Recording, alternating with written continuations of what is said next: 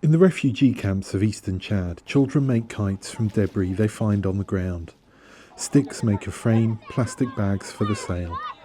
A refugee said they looked like the planes that dropped bombs over Darfur, the area of Sudan that the children had fled.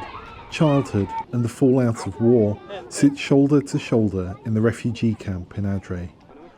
12-year-old Insaf Jomar Mohammed says the militias, the rapid support forces linked paramilitary group that the refugees called Janjaweed, brought unimaginable horror to her and her younger siblings. The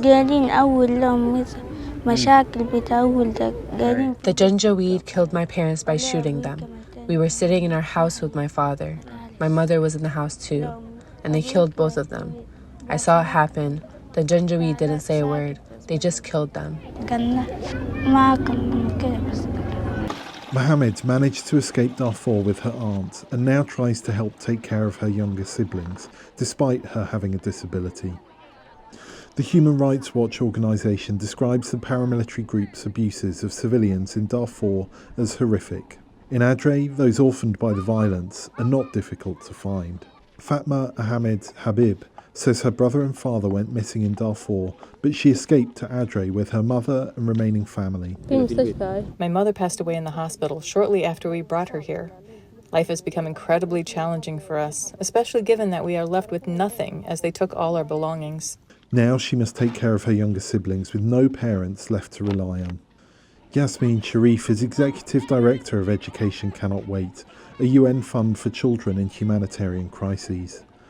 VOA asked her whether the children in Chad's refugee camps are getting the support they need from the international community. No. I mean, they're getting... basically, we do what we can with what we have where we are, but it's far from adequate. The effect of losing both parents is especially acute.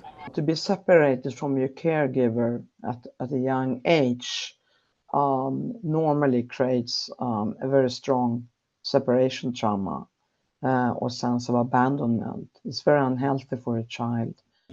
Mohammed's experience reflects this. I miss my parents and I think about them all the time.